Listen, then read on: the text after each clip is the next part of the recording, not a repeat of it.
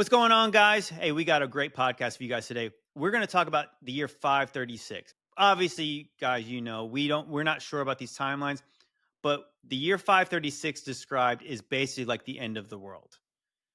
Is it like the book of Revelation? Is it like Ragnarok? I got AlphaTalkz with me today, and obviously he's the guy to talk to about this. Vitali, was 536 possibly the book of Revelation being played out? I think it's very possible because during the year 536, the most common thing that was seen during this time was a great darkness that covers the whole earth. I mean, all across the world, from Asia to Europe to Africa to the Americas, people have described a great darkness that literally covered various parts of the world. And the Bible actually talks about this great darkness that comes upon the earth before the arrival of the great Lord, Jesus Christ. And so I got a few verses for that. The first one is Isaiah chapter 60, verse 2 to 3. For behold, the darkness shall cover the earth, and gross darkness the people. But the Lord shall arise upon thee, and his glory shall be. Then there's the book of Matthew chapter 24, verse 29 through 30.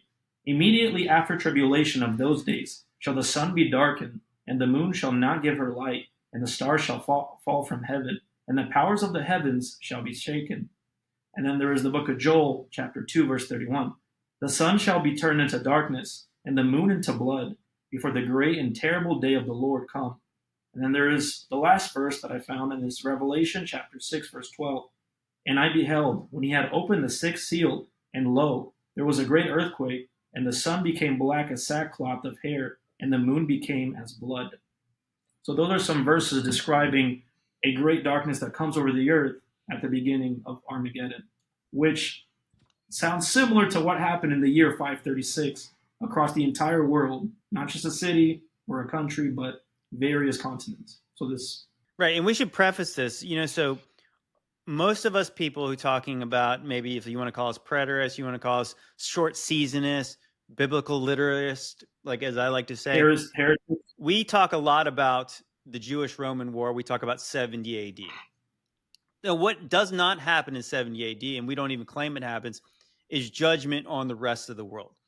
I believe that 70 AD is the judgment on the whore of Babylon.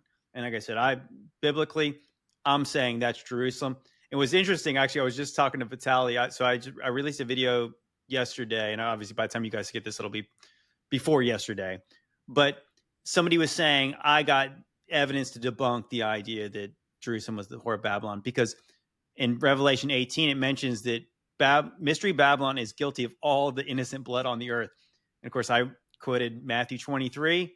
Jesus literally says that I'm going to send you prophets who you're going to flog, crucify, kill, and then you're going to be guilty of all the innocent righteous blood on the earth. So I believe that was your beast destroying the whore, as the book of Revelation says. But later, it's the judgment on the beast. Very similar in the way that you have in the Old Testament that Jerusalem, Judah is judged by Babylon. They're destroyed, and then they go into captivity.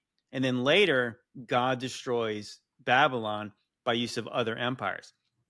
So I think that's kind of what we're concentrating on, because, there's not a lot of details about that, and we don't really know the timelines. But 536, it sounds like, for one, well, I mean, I don't think it sounds like, if you believe the history, it's a worldwide event. So this does sound like the rest of the nations. Could this be like Battle of Armageddon type stuff? Mm-hmm.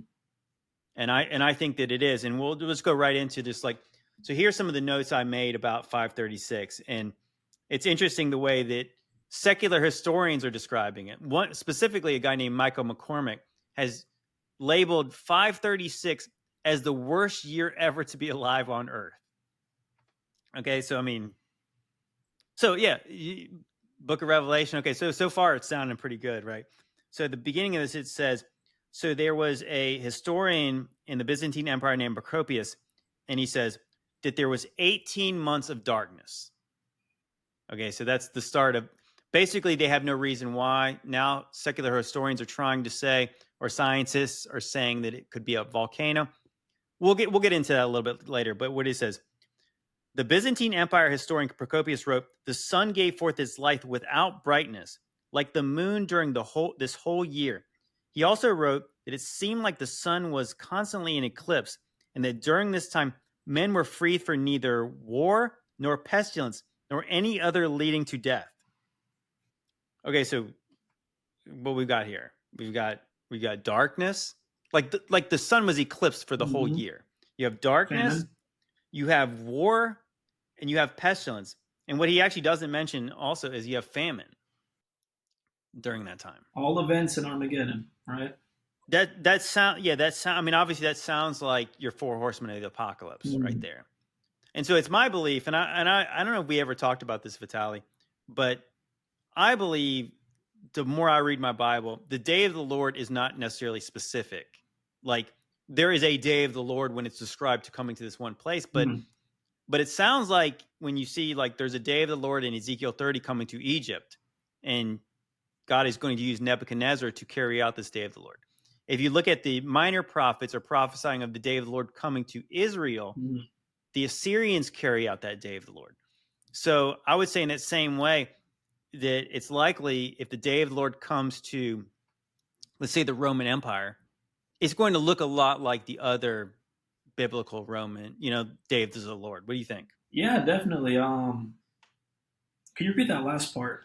So here's what I started to see, and this is the thing I noticed actually really recently was that for one, the minor prophets, Mm. in the Bible, because you have major prophets where you have Isaiah, Jeremiah, Ezekiel, Daniel. So there's your major prophets. Mm. But then you have minor prophets afterwards. I started to notice this as I was reading the Bible straight through again. These books are out of order. I mean, chronologically. Yeah. I mean, obviously you could say that certain prophets are more important, but the interesting thing is, so you have right after, I think, Daniel, you have Hosea and Amos. And those should be before Isaiah, if you want it to make sense, kind of Mm. like in a chronological order, because they're prophesying about the judgment coming to Israel. Yeah. And they're describing the day of the Lord is coming. And so obviously the day of the Lord, when you read those minor prophets, they're always describing the sun going dark, Mm. pestilence, plague, all the same War. kind of signs are coming.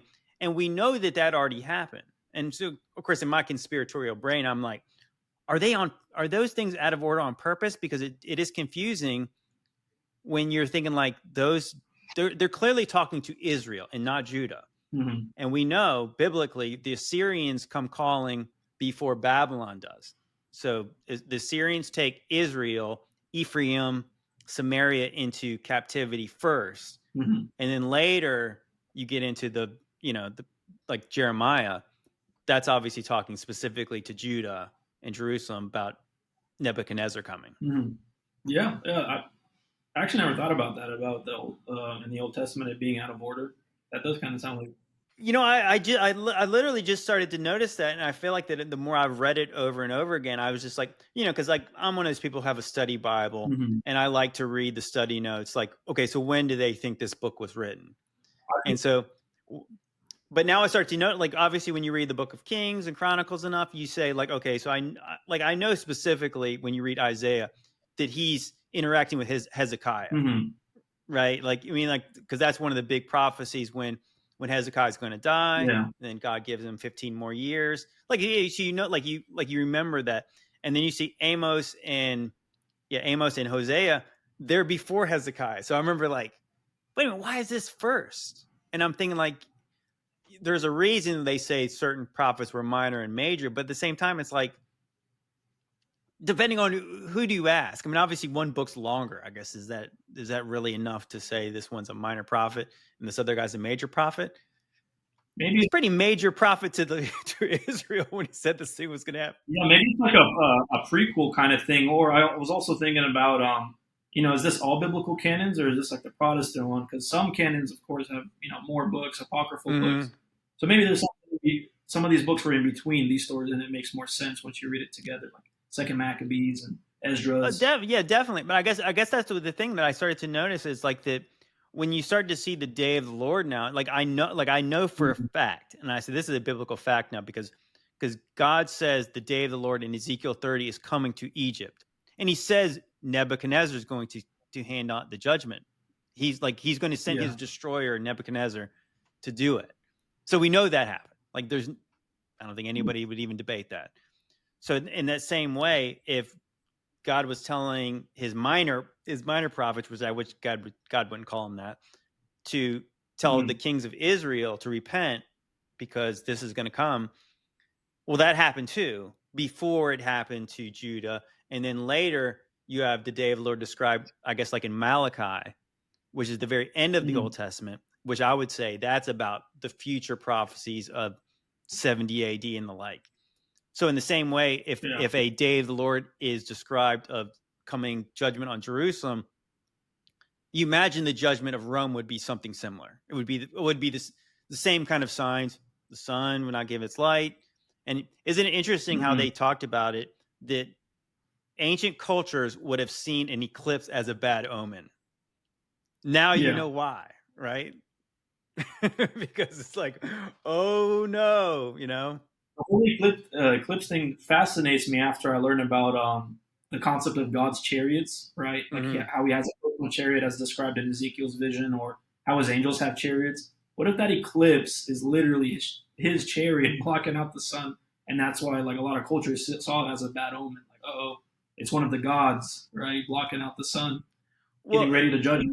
Well, it's clear. It's clearly a sign of in the heavens, right? Like, and as it's the Bible talks about certain signs, like being about certain. I mean, obviously, those are signs in the heavens. Isn't that what Jesus said? There'll be signs in the heavens when this is about to happen. Matthew 24. So he's saying this is happening. Which interesting that when you understand, like some of the pagan religions would have things inverted. I do find it fascinating that, like we were just talking about in April 8th and all the stuff about like the NASA stuff, the eclipse that's coming, and they have this space program called UPIP, which is about Apophis. That's a Greek name for Upip in the Egyptian, pantheon. It's this serpent that swallows the sun disk. And so when this happens, it's trying to kill Ra, their sun god. And then when this happens, it's like the end of the world for them. Right. So you imagine when the sun goes dark in Egypt, Nebuchadnezzar comes, it's the end of the world. And I think that's what I was actually asking you, is like, I think people need to kind of like maybe just wrap their minds around this, that when we think of the end of the world, we've been taught about a globe, right? A ball. Yeah. So the end of the world is like literally the destruction of the planet Earth. Well, biblically, we don't think about it like that. And biblically, God destroyed the earth before. Like, even if you don't believe that the book of Revelation is played out, the Bible says that God destroyed the earth in Noah's flood. So in the same way, if the world can end and begin again, and it's almost like they even show you this in like a post-apocalyptic movies, the world ended, right? And for all intents and purposes, if you lived in a time where all of civilization was wiped out and then just a small group of people rebuilt it, I don't think you're being hyperbolic to say the world ended. The world ended for the Jews in 70 AD. Right? So in the same way, I believe that we could talk about 536. The world ended for those people at that time. And then like literally you started a different age. It's like everything changed. Yeah, that's a good way to think about it. That the world ended plenty of times already throughout Scripture.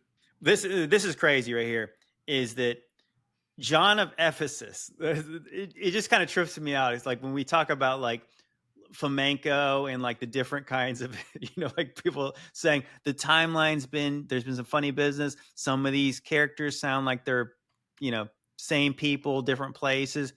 So John of Ephesus was a bishop, and he wrote that the sun's light was going dim from years 535 to 536, which subsequently followed a cooling and lasted just over a decade. The sign of the sun was like which was never had seen or reported before. The sun became dark, and its darkness lasted 18 months. Each day shone for about 4 hours, and still the light was but a feeble shadow. Everyone declared that the sun would never recover its full light. Wow. We have Michael the Syrian, and he mentioned, obviously, once again, 18 months of darkness. He said also that the fruits were being ruined, and he mentioned specifically that the wine had become sour during this time. So this is a Roman senator or a statesman, and his name was Cassiodorus, and he stated the following during this time. The sun's rays were weak, and it appeared a bluish color, and its heat was feeble. Prolonged cloudiness stretched like a hide across the sky, preventing the true colors of the sun and moon from being seen. At noon, no shadows of people were visible on the ground. The full moon was empty of splendor. The seasons seemed all jumbled together, a winter without storms, a spring without mildness, and a summer without heat. There was prolonged frost and unseasonable drought. Frost during harvest made apples harden and grapes sour because of famine. It was necessary to use stored food. Yeah, Yeah. some again, basically saying the same exact thing. Fruits were being ruined. The sun wasn't seen. People couldn't even see their own shadows. That's how dark it was during the day for more than a year. So that's insane. We've never experienced something like that in the last couple hundred years. Yeah, it was interesting when I was watching some, like, doing some prep for this, and I was watching a lot of videos about this, and it was like you have these pretentious people saying like how superstitious people were back in those days. They thought this is a bad omen. And I was like, it was a bad omen. I mean, like, if the sun stopped shining its light, obviously the very obvious effects that, like I said, we'll go into more detail about this, but Mhm. you can say it got colder. So on average, like they mentioned, that it was about 35 degrees colder throughout the world. And it actually begot something called the late antique little ice age. So they said for a decade it was colder than like the previous 2,500 years. Mhm. And so what comes with that is, so you have darkness and you have cold. The crops were ruined. It mentions in Ireland the bread failure. So obviously no grain, no bread. Mhm. So like all these signs that are happening at the same time, which means, like, you can imagine, like, if you had winter for years in a row, no summer, you have no food, you have no Yeah. light, you have no heat. And you can imagine how much harder it would be to live in those times. Maybe this was the Ice Age. Now that you mentioned that. I think the one thing that I started to notice when I was like researching this topic is like, okay, so we have the Bible. Yeah. And I think that sometimes we do take for granted that we have very ancient texts, and very well preserved. Whether you want to say that it's not all of it, or it's like whatever you want to say, there's a lot of good stuff in the Bible. Okay, 536. This is 500 years after Jesus, right? And there's Mhm. not a lot of history about this. And it's like literally we have little glimpses of it where it's like, yeah, the crops were bad, 18 months of dark. There was no shadows. It was like the eclipse. But there's really not a lot written about this stuff. But obviously, this is can you imagine in this day and age if the sun stopped showing for like a week, a month? There would be so much written about this Even time. 3 days. I mean, a couple days. People would go insane. Like they would think Oh it's the end of the gosh. world. Even today, like they would think this is a bad omen. If the sun stopped showing for a week, I would be making TikTok saying the world's going to Oh yeah. end. Like, you know what? Yeah, I would be one of those people saying, you know what? That Gog Magog battle is probably about to start. I mean, like, this is like what else would it be if Yeah. it's I mean, like people need to put themselves in their shoes. Just think about it. Imagine you're a person living in 536 AD, if that is the correct year, right? Imagine mhm, in their shoes and it's dark for a year to 2 years, right? Knowing what you know as a Christian about the Bible, and you're seeing the world go dark, famine, wars, right? Wars don't stop during this time; they're still happening. Pestilence, all kinds of diseases happening. What would you think in your mind? You're like, oh, the coming of the Lord is coming soon, right? Armageddon's about to happen. That's what I would think. And to any honest person who's a Christian, who's read the Bible and knows what's going to happen during Armageddon, that's probably what you think if you were in their shoes. So you can't blame these people for thinking this is a bad omen because it was, right? And it's just coincidental that all this stuff matches up with, the events in Armageddon. And what's interesting is the word coincidence doesn't exist in Hebrew. So interesting.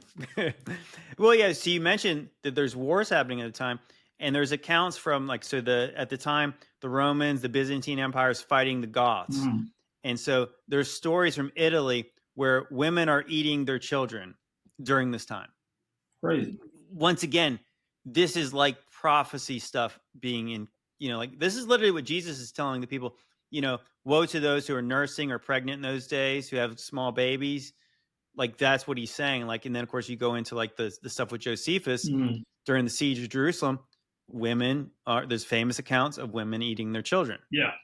So again, these still line up again. So if the day of the Lord is not necessarily specific all the time to one event, if it's all the judgments of the Lord, well, this lines up kind of perfectly, and if for the lack of a better word, describing this. Yeah, too much coincidence to be a coincidence, right? Like, how many coincidences have to happen to where it's just mathematically impossible to be a coincidence anymore? Right after that, it's a pattern. If it happens more than once or twice. Absolutely. So they also mentioned, so it snowed in, so this is how much colder it was. It snowed in China in August. And not only that, it also rained, by some accounts, it rained blood in places. It also rained yellow dust in China. So in some places it rained blood, but yeah, it also rained a yellow dust called Hui, Hui. Hue? Obviously, this is... What material is that, or what metal, or? Well, I mean, it could be sulfur. I mean, I think that's where like a lot of the videos, if you watch right now, they try to explain this year based on scientific evidence, and it was possible. They mentioned Krakatoa in Indonesia. They mentioned a volcano in Iceland. There was obviously powerful volcanoes, possibly more than one. Yeah. And that would explain it. So it's possible that this dust could be sulfur. It could be residue. Yeah, it from might be, because it does look like some kind of sulfurish looking sky with. I think so. You might be right about that. I guess the point is, like, so if you watch a lot of videos, if you look them up, like, you know, if you do your own research and look this up, that's what the point to is, a volcano. God could use a volcano. Obviously, if you think about like the story of Pompeii, which I find interesting, like that, what if it was Pompeii? Like, you know what I mean? Like, what if some of these things, again, like if we don't necessarily believe the timeline, they say that Pompeii, the eruption there that destroyed that wicked city, that literally is described like, I mean, even by secular historians, it's described like Sodom and Gomorrah. This was destroyed by fire and sulfur and heat, intense heat. This place was destroyed. What if that was the volcano, and that was 79 AD? Could be, according to secular historians. Which, again, we can't even rely on that date. I mean, that could have been 73 AD. We really don't know. Point being is that just because it was a volcano, well, who controls the volcanoes? I mean, obviously, we don't believe in randomness. We don't believe in coincidences. So God could use natural things to cause his judgments. Or it might not have been a volcano. It literally could have been something very similar, in that God was raining down fire and sulfur, just like Sodom and Gomorrah. You know, the Bible doesn't account for Sodom and Gomorrah was destroyed by some natural phenomenon. It was God's judgment. So, like, in the same way that God could use lightning to destroy a place, God could use fire, God could use a tidal wave. God could use, I mean, obviously the Bible describes earthquakes. So if earthquakes were happening, you know, tectonic plates and all the stuff, I mean, it could be volcanoes as well. Yeah, definitely. I mean, we don't really know what volcanoes are. I heard that in some accounts, that the existence of volcanoes only goes so far back. So we don't officially know. I'm not sure if I'm right on this, but the earliest account of a volcano is a couple thousand years old. You know, it's interesting. And of course, in this space, you find everybody saying everything's fake. A lot of people say the volcanoes, as we're shown, are not real. Yeah. Now, that's not to say that there's not volcanoes, but what we're shown is we're always shown these cone-shaped mountains with lava falling down them, and then eventually the lava turns into islands and all the other things.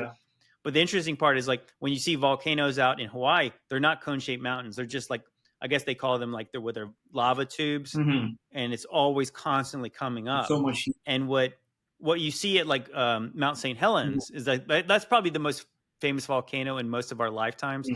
Was it 1980? I think Mount St. Helens was like a mountain, and it literally just exploded. Like, the mountain blew up, which is insane when you see the pictures of it. It's like what it looked like before, and there's not lava everywhere, but obviously this was pressure with gas and sulfur, and it exploded. But you don't see lava running down like you would see in a movie, where like literally lava shooting out of a Shooting cone. everywhere. Yeah. So that's what people are saying, that is kind of the fake thing. Hmm. And I remember Ceiling Fan Man, one of our friends on YouTube, he had a guy on there and he's saying like he did work with the volcanoes in Hawaii. And yeah, he was like, "Where's the cone shaped one?" He's like, they were all laughed at him like, "Man, that's what the postcard shows, but that's not really what they look like." And the lava tubes are actually very safe because they have like all kinds of things built around them. Yeah. It's like there's no danger that it's going to explode one day. Hmm. Probably because this is a natural phenomenon of like just like everything else in the earth, there's a natural process to this thing. Yeah. Now, when gas and these things Come get together. get trapped and whatever, eventually there could be explosions, Yeah. which again would actually account for intense heat and dangerous things. But I mean, I've heard. not like you're shown on TV, not like Dante's Peak and stuff like Yeah, that. I've heard of one theory that the reason volcanoes weren't talked about or seem like a recent phenomena because the earliest accounts are like a couple thousand years. I heard that they were also created during the day of the Lord when God made it rain fire in specific locations where the fire from heaven was concentrated. I guess the heat was so intense that to this day there's just so much gas and stuff happening that these volcanoes are or yeah, volcanoes are still hot, still burning. Well, right. So that's the interesting thing. So if you look at what they say based on the science, so this famous historian Michael McCormick, he's the one who dated this 536 as the worst year to be alive. Mm. And so other people have done work to say, well, why didn't the sun show? And so that's where they follow. You watch shows on the History Channel where they go do the detective work to find out. Well, they say there's evidence in the tree rings. So if you chop down a tree, you can see the rings are based on how old the tree is. Like you learn this when you're a kid. And I guess they say depending on how big the ring is, it was a good year, or if it's small, it was a bad year. The tree didn't grow. So if Mm. it grew more, the ring would be bigger. So what we're told is that they can actually look back at the tree rings and they can tell when this stuff happened. Yeah. Of course, when I said me being a skeptic about almost everything, I'm like, wait a minute. So they chopped down like a 2,000-year-old tree to find this? Can you imagine that if you had a 2,000-year-old tree in your town? No. And they said, "Go, They, we're going to do some science here. We're going to we're going to chop that down to check the rings." So like isn't that interesting? There's a lot of people who say that there's not many very old trees there's in not. this Yeah, world most anymore. of them are a couple hundred years old actually. Right. So which trees were they chopping down that were 2,000 that were over 1,500 years old to find out when Maybe fossilized trees. Is that what they're saying? Or they're saying real trees? Like, they really don't say. They just say that they can date it, and they show like examples of like what the tree rings would look like inside this. And they also say they do ice core samples from like the Arctic, and they say they can, depending on how much acid and sulfur and stuff is in the ice, they can say they can date this. So trust me, bros. Basically, their source is like we've got this science. Trust me, it was 536, and then that's when they get the idea that it was either a volcano in Iceland or Krakatoa. I need to show you guys this. This is the interesting part. Is like so they were trying to find evidence that it was Krakatoa, and on one of these channels, I found a video, and I think that you guys, just like me, are going to see. We're going to read a little bit more into this than actually what they did. Housed in the royal palace at Solo in central Java is a massive set of manuscript volumes called the Book of Kings, put together in the 1850s but based on ancient sources. It describes an extraordinary event which took place around the middle of the first millennium AD. Today's Javanese royal archivist Prince Puja reads from the original text, a mighty thunder, which was answered by a furious shaking of the earth. Pitch darkness, thunder and lightning, and then came forth a furious gale, together with a hard rain, a deadly storm darkening the entire world. In no time there came a great flood. When the water subsided, it could be seen that the island of Java had been split in two, thus creating the island of Sumatra. so islands were moving apart. Well, that sounds very familiar. That sounds like on the day of the Lord, mountains will be removed, Islands would Islands. be moved out of their places. Mhm. I mean, that's crazy. Obviously, it says that there was. It's interesting how it's written. For one, I thought it's interesting. The book's called the Book of Kings. And I was thinking, okay, Like so our Book of Kings. there's a Book of Kings in the Bible, guys. Well, I mean, I know it wasn't that one, but interesting that so it mentions that the whole world went dark. There was lightning, there was earthquakes, there was like hurricane force winds, and then when they could finally see, they realized that this island had literally been split in two. Yeah.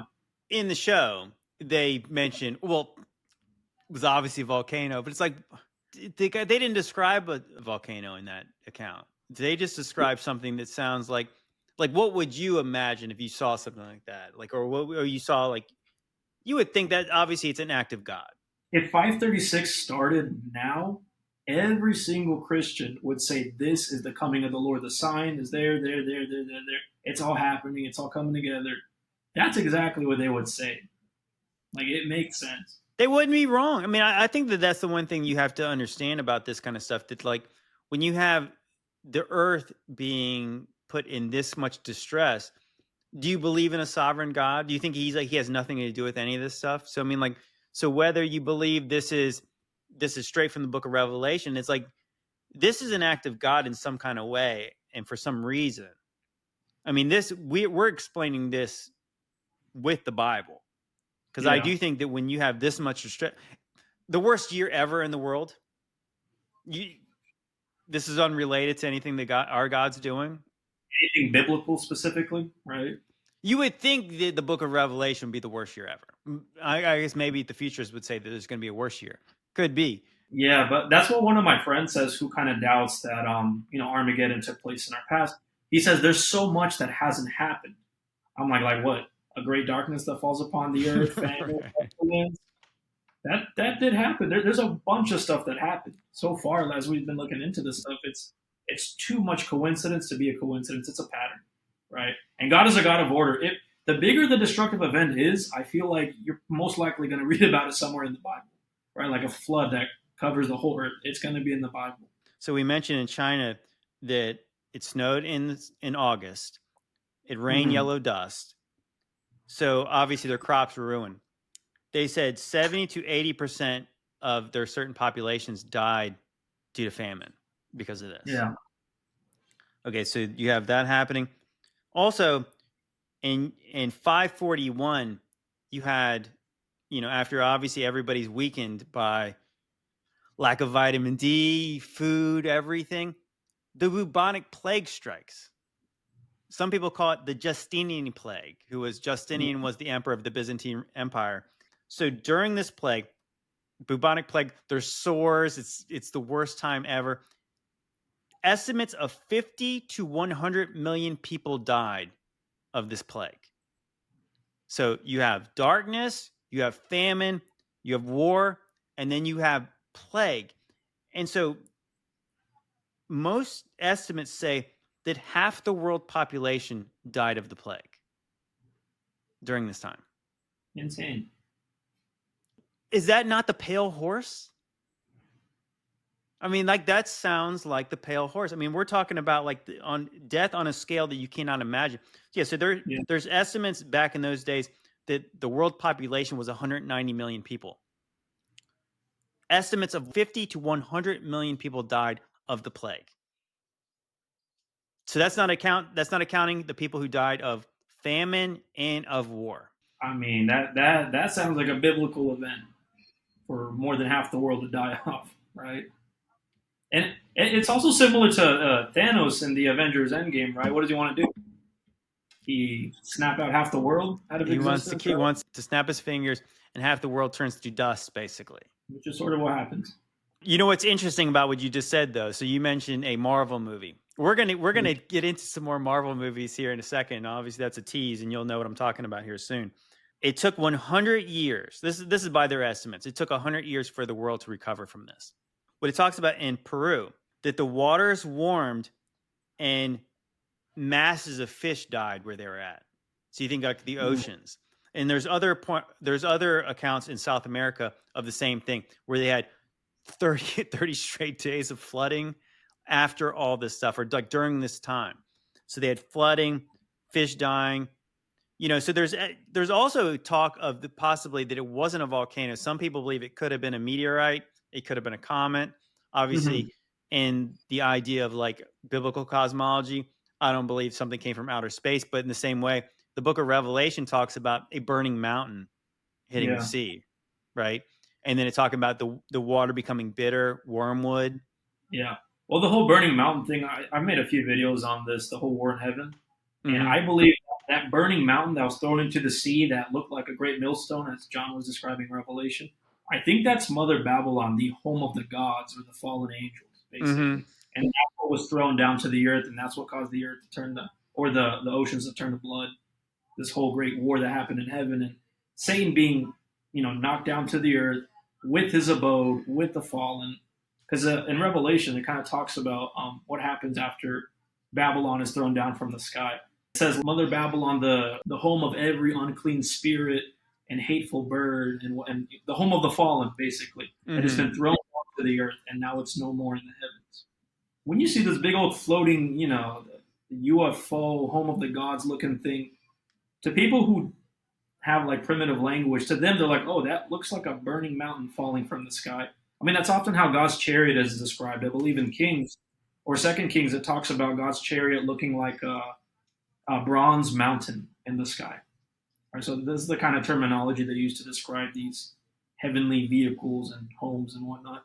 And what's interesting, this makes a nice segue into what we were going to say, is like that this is not me making this connection. This is a lot of people making this connection. Is if you ever heard of the apocalypse myth in Norse mythology, you have Ragnarok. He mentioned Thanos. There's a Thor movie called Thor Ragnarok, which is literally the Norse mythology of their apocalypse. And the crazy thing is, secular people make the connections that they believe that the mythology is based on this year. Or some people say that the mythology is older than this year, and this was their prediction of the end of the world. Yeah. And so this is crazy. So you understand that part of Ragnarok started with this idea. Of course, obviously, Norse mythology is pretty crazy, let's just say. So there's these giant wolves. So I think one of the giant wolves, I forgot, it's like Windmere or something like that, is Loki's son. It's the son that's a wolf, whatever. There's other wolves that eat the sun, the moon, and the stars. So it starts off with black heavens. You think about what Jesus describes in the day of the Lord. He talks about how the sun turns to blood, the moon does not give its light, the stars don't give us light, so like there's nothing. Darkness eats up the luminaries, basically, and that's how they described it. Right. So there's no signs in the heavens. And so this is followed by 3 straight winters. And this is Ragnarok. 3 straight, and they call it Fimble winter. And so during this time, obviously there's war, people are starving, and they're freezing. And it's talking about just being a wicked time. And this is followed up by this battle of the gods. The gods fight, and all the Norse gods die during this time. So Thor, I think Thor is killed by a giant serpent. So Thor kills the serpent, but he's also poisoned by it. He dies. Odin is eaten by the giant wolf. Obviously, there's many other Norse gods, but they all kind of either they kill the other god and they both die. It's like they both unalive each other at the same time. Odin has another son, not just Thor and Loki, that kills the wolf that killed him. And then there's a fire giant named Surta. And Surta is the one who destroys Asgard. Like the Rainbow Bridge breaks, and he has a flaming sword. He destroys Asgard, which was the abode for the Norse gods. Yeah. Which again, based on our view of it, Thor, Odin, Loki, none of their gods are. You said flaming sword, right? Flaming sword, yes. Well, that sounds like perhaps Archangel Michael in Revelation, taking out the abode of the gods. Because an angel brings down the abode of the gods in Revelation. Right. So it's obviously in the Norse mythology, it's their gods are taking on the forces of darkness. But again, if you think these things are inverted, the forces of darkness, they basically win, or it's a stalemate. Everyone dies at the end of this. But what's interesting, there's debate about this. They say originally the Norse mythology was that during Ragnarok, everything ends. It's just over. Like the universe or whatever they lived in is all done. But they said afterwards, when I guess that part of the world was Christianized, there was an add-on to the end of it, which was things were made new afterwards, which is very interesting. It's very interesting. Even in the Hindu mythologies, it mentions that eventually the earth's made void again, the sea covers it, and then there's a new one afterwards. And you just can't help but think that, like, again, this is not me, some guy who's trying to project my worldview on it. This is what secular historians are trying to say, that these people must have based their mythologies on this actual event, because it lines up so well. I mean, obviously, besides the wolf creatures and giant serpents. That's more symbolic, right? If you see a cloud coming, because some people describe certain luminaries or clouds as animals, right? So the wolf eating up the sun, that's just the darkness, the dark clouds eating up the luminaries. I think that's more symbolic, because they, like in the Bible, sometimes they speak in symbolic terms, right? And they don't literally mean what they're saying, basically. So the wolf eating the moon, that's probably symbolic for the darkness. Oh yeah, I mean that again, we mentioned before about the mythologies in the ancient Egyptians, that they had a serpent that swallowed the sun disk, and that's what caused eclipses and things. In the same way, it's Ketu and Ratu in the Hindu mythologies, same thing. That is some kind of a serpent being that swallows the sun and the moon during eclipses. And so it's the same thing in the Norse mythology, except it's a wolf. Point being is these things disappeared at some point, and like we want to have a scientific explanation for these things. It really doesn't matter. I mean, obviously, again, like I'll go back to that thing where these people are being real pretentious and saying, "Oh, these people thought it was a bad omen from their gods when the sun went dark." It is a bad omen. You need the sun. We need the sunlight. We need the light, and we need the heat.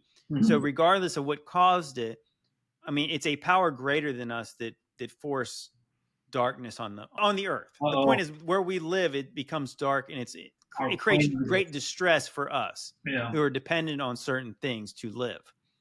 And so but it's fascinating that the secular people are actually saying, well, this is what they must have meant, because this lines up so perfectly with it. But it also lines up perfectly, well, maybe not perfectly, it lines up pretty well with the book of Revelation and the things that are described. In the same way that you would say, oh, that's weird, a wolf thing eating the sun. Well, look at the way that the locusts are described that come out of the bottomless pit. Yeah. I mean, that's pretty crazy too, right? I mean, like obviously the 7-headed dragon, the things which I believe are likely the Hydra and the constellations. Some of these things could be symbolic in the same kind of way that a great dragon, angels cast down dragon, burning mountains, all the things. The point being is, like, it's really, to us, it's the effects that are on the earth during that time that make it so bad, not just the crazy things that you can't even imagine. So since we're talking about comparative like mythologies, check out this one account found in the Bhagavad Gita, right, the Hindu scriptures. And it sounds very similar to the coming of the Lord with the blowing of the trumpet and Jesus on his chariot, right, with the angels. So this is the Bhagavad Gita, chapter 1, and it's the war starts with the blowing of conch shells. The mighty commander-in-chief and the eldest man of the dynasty roared as a lion and blew his conch loudly, bringing joy to your son. Soon after that, conches, kettle drums, cymbals, drums, and trumpets were sounded together. The commotion was tremendous. After that, Lord Krishna and Arjuna, seated in a grand chariot yoked with white horses, blew their celestial conches. And this sounds similar to Revelation 19:11, Revelation 8:6, and Revelation 12:7-8.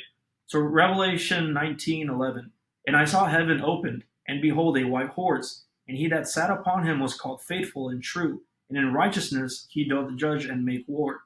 Revelation 8:6, and the 7 angels, which had the 7 trumpets, prepared themselves to sound. Revelation 12:7-8.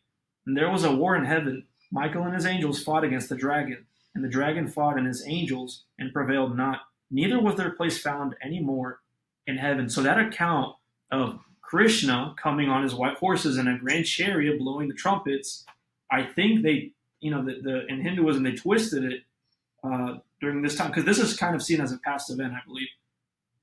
The coming of the Lord, they twisted it and said, oh, that's Krishna on his grand chariot with the white horses, right, blowing the conch shell, the trumpets as described in Revelation. So that's what they often do in these mythologies, right? Like the whole flood myths found throughout the world. Instead of saying that's God causing the flood, the gods, the fallen ones, lie to them, and they say, oh, we're the ones who caused this, right? I'm the one who's on the white horse, and we're the ones who blew those trumpets, right? So they lie to these people and act like we are the ones who caused these destructive events. There's nothing to worry about. We're the most powerful gods out there, right? So we're doing this. So you don't have to worry about nothing. There's nobody better than us, basically. It's how I'm seeing it, because this is too identical, to Revelation. Right. So it's, instead of a trumpet, it's a conch shell that they're blowing. But all the other details are basically the same thing. Yeah. Yeah. Trumpet sounds, on a white horse and a chariot. I mean, come on. That's just identical. Regardless if you say that this was the book of Revelation, I think it also, as a person who's a Christian, like I said before, it makes no sense that God is not involved in the situation. And based on this is when they say the Dark Ages started. Okay, so again, if in the little season mindset, we believe a lot of things have been inverted. Yeah. So they mentioned that the Dark Ages started right around 500 AD, right? Yeah. This is when the Roman Empire ends. Okay, so let's just do a little bit of biblical history here. We have the 4 beasts in Daniel, the 4th terrifying beast with the metal teeth, with the 11 horns or the 10 horns with the little horn. Yeah. That's the Roman Empire. So this is how the history describes the fall of Rome. Right? There's debate about when Rome fell, but a lot of people believe this is the end of it. And the Western Empire, Roman Empire fell, and this is when the Dark Ages started. Yeah. Okay, so really think about that.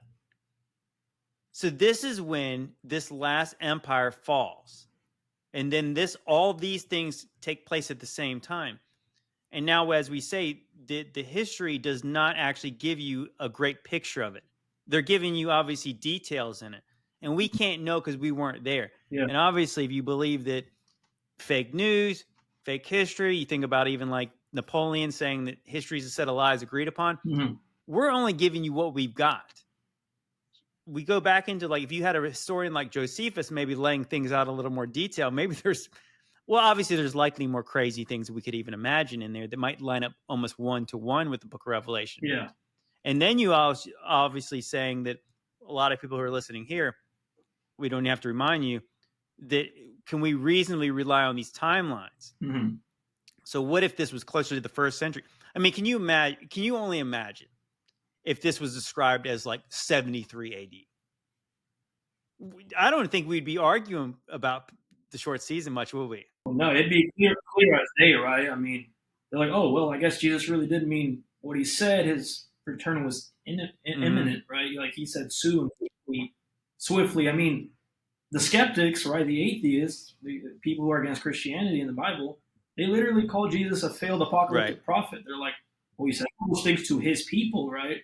And then the Christians who don't believe in Jesus' direct, straightforward words, they say, well, he didn't really mean what he said, right? Here's what it actually means. A generation is the generation that faces it, not them, right?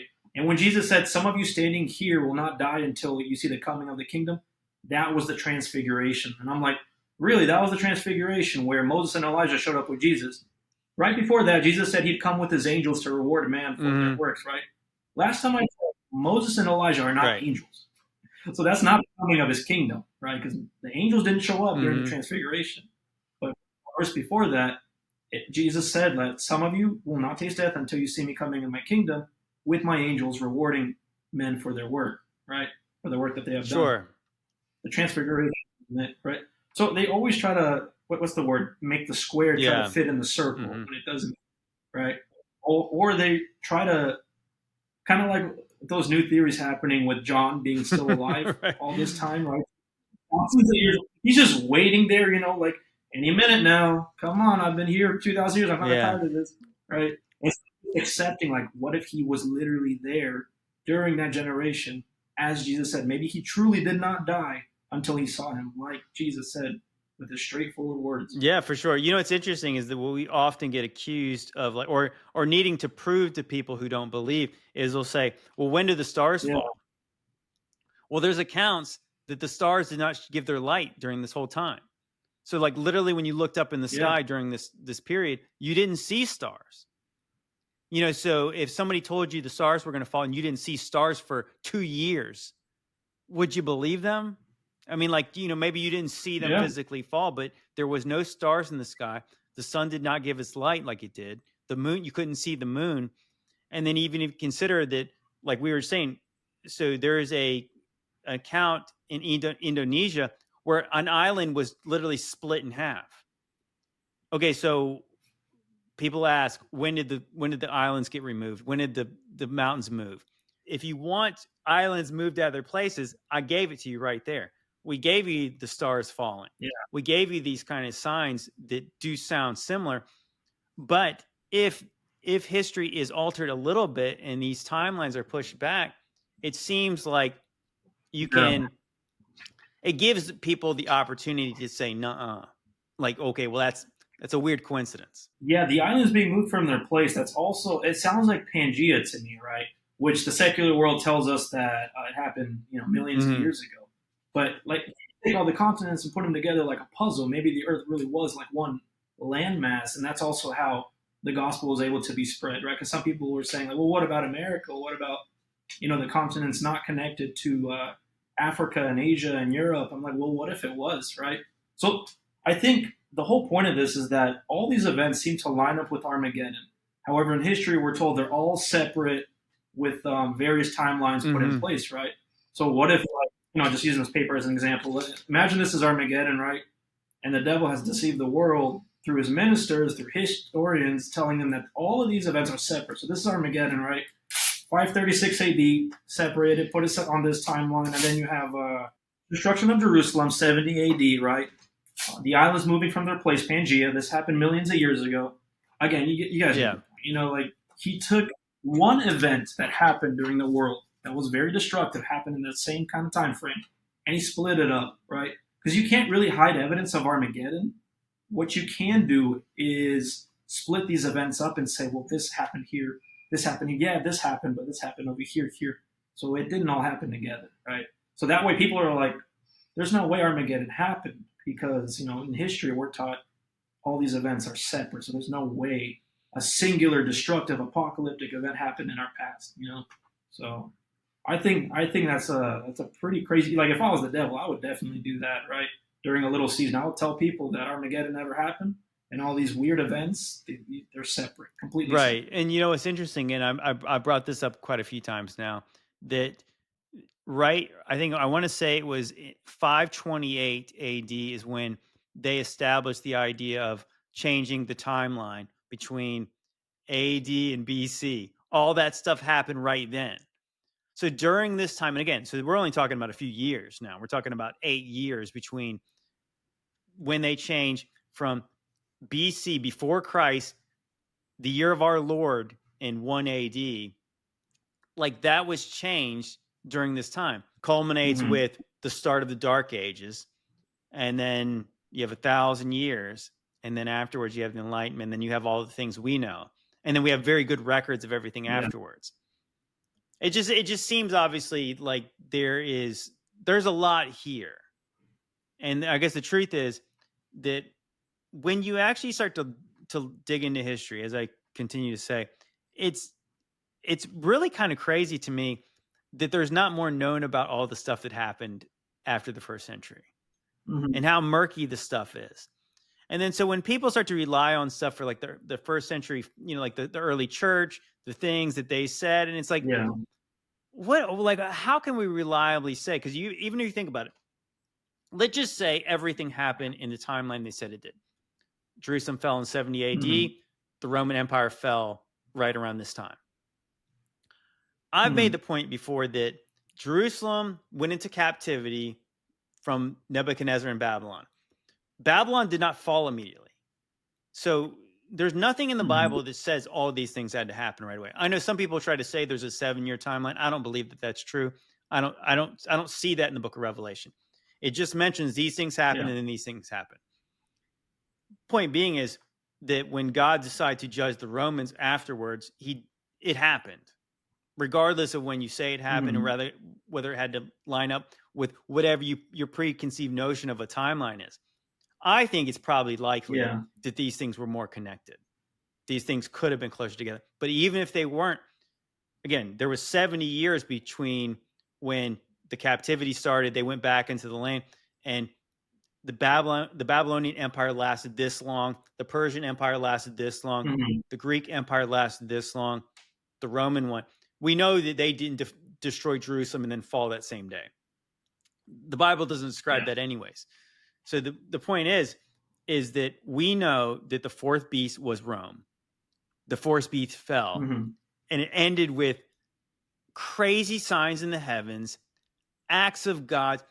We have the 4 horsemen of the apocalypse, basically, and the Roman Empire ends. And then you have the Mhm. Dark Ages for 1,000 years. What do you think? I mean, do you think that there's something there? Absolutely. I mean, like I said, it's too much coincidence to be coincident. It's just a pattern. It's a pattern that just so happens to match up with what the Bible says about Armageddon. Yeah, I'm Yeah. inclined to agree, and I just say that obviously you guys continue to research this. I would say that if you guys have looked into this before, what did we miss? Because I'm sure that, like I was saying, the details were a little bit murky. I found a lot of the videos repeating the same things, but to me, it's crazy. I think that there's more there. If you have any other kind of one-to-one comps between what the Book of Revelation said, Jesus said in Yeah. 536, please let us know in the comments. Let us know what you guys want us to talk about next, because I think we've talked about, Vitaly and I talked about the biblical judgment on the cities that Jesus said would be judged. Now we're talking about straight stuff Mhm. from the book of Revelation. We already got the stuff from Josephus. Guys, let us know what else you guys want to see, because we're continue to dig in, and obviously we want to find out what happened. And I think our next topic it should be on just the millennium itself. Something more positive, like what was going on during this time. What do we know, right? Like early church writings. I think I told you about Saint Augustine, right? How he wrote, how he believed that he was in the millennium and that Satan was locked up in the pit when the Yes. church began, and that nobody on earth doubted that Christ was the Messiah, the King. And he wrote about that. He said their doubt that Satan had kept him under is gone. Everybody believed on earth, and it's just interesting that these are church writings saying this, and you see statues all across the world depicting Archangel Michael, right, defeating Satan on top of him and putting him in the pit. So it's all very interesting. I think we're probably going to talk about this next. Yeah, I would like, actually, I would like to do a little bit more on like the how Rome came to be a Christian empire. I mean, I think that, like, I know a lot of people would say that the Romans co-opted Christianity and in order to control it. But you know what? That really doesn't make a lot of sense Yeah. either. Because, I've said, I was saying this before, and I said, what seems left out of the story to a little bit of extent anyways, is why did Nero persecute the early church so much? I mean, we know that, based on the book of Acts, that some of the Jews stirred up the Romans against people like Paul. At the same time, we know that Christians would have made really good citizens. So, like, why would they really try so hard to go after this one sect? They were not unruly, right? Like Jesus told them, pay your taxes to see, give Caesar's what is Caesar's, right? So they were. The apostles in their writings told you to submit to the authorities because that God uses them. God gave those the authority. In the same way that Jesus said you would have no authority unless it came from God, telling Pilate. Yeah, so they would have been good citizens. Even like I was saying, if you believe the founding of America, we know that Benjamin Franklin was not a Christian, and he still thought Christian values made good citizens. Like, why wouldn't it be? Like, obviously, do unto others, you have them do unto you. Yeah, those are the kind of people you want living in your city. And so the Romans were not actually, they weren't a monotheistic culture. They didn't care who you worshipped. I was saying, like, in the book of Acts, it mentions that Paul goes into a city and they have altars to all kinds of gods, even an unknown God, just to cover their bases. So just in case. And so Paul says, you know who that is? That's the creator of all things. So he's actually saying, like, he's actually appealing to them in their worldview, and that did not challenge them. So why would they be anti that? And so to think about it, so they were so anti that in the first century. And then after all the persecution, a couple hundred years later, they all become Christians. And then by Theodosius I, they literally mandate that Christianity be the law of the land. Like you cannot worship those old gods anymore. I do think that there's a lot to glean from that, like how that actually happened. And a lot of people would say, oh, this is how Christian became pagan or whatever. But I think that in the little season view, I would say that this is more likely an act of God. And it doesn't mean everyone was doing it right. I think that there's obviously something supernatural. God got involved for this to happen. You got any closing thoughts? As usual, guys, do your due diligence and research for yourself. Don't just take our word. We're all saying this stuff, but look into this stuff. What is 536 AD? Look it up. Read the Bible for yourself. Study to show yourself approved. What else does the Bible say? In Ecclesiastes, examine the truth before you rebuke it, right? So just because this sounds absurd, the Bible says it's foolish to just rebuke it up front. Look at every angle of this before you make your own judgment. And of course, pray on this, right? Be open to even the craziest possibilities, because we cannot dictate and tell the Bible what's crazy and what's not, because there's so much craziness happening. And sometimes you don't know what's true and what's not, and God's there to guide us through this swamp of lies, basically. But yeah, that's all I have to say, man. Amen, brother. But anyways, guys, appreciate you guys hanging out with us. Obviously, let us know what you guys think in the comments. Like, share, subscribe. Obviously, Vitaly's links will be in the description, so you guys check out AlphaTalkz. Obviously, he's got tons of good videos on this kind of stuff. But yeah, God bless you guys. See you next time. Later, guys.